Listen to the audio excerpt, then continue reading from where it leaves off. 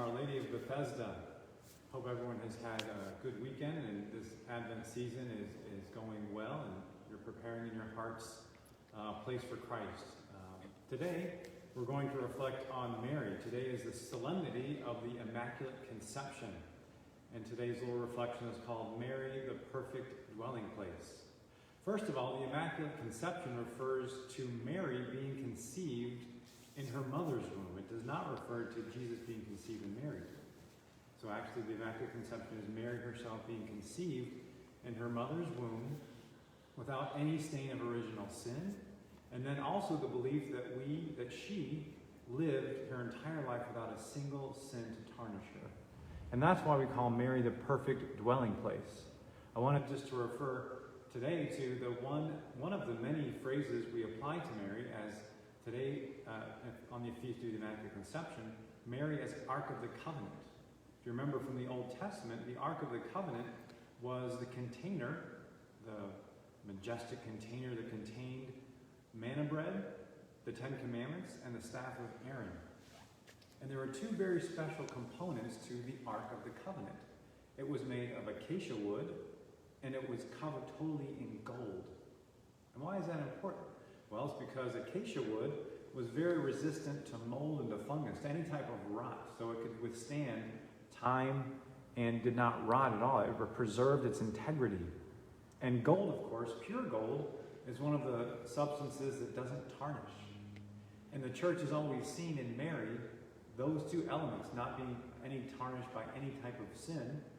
And because the Ark of the Covenant contained the manna bread, we know that Jesus called himself the bread from heaven. In the Old Testament, that bread to come down from heaven was manna. In the New, Jesus fulfills that in his very own body, giving us the Eucharist. But of course, the first dwelling place for Jesus, the Son of God, was in Mary's womb. And so she had to be preserved, just like that acacia wood, lined in gold, preserved from all rot and all tarnish. Mary herself was preserved from the very first moment of her conception without sin, and lived her life without any sin her whole life long. And that's what we celebrate today. Mary, the Immaculate Conception, free of any taint. One virtue, I think especially in these troubled times, that we can imitate Mary is that of her faith.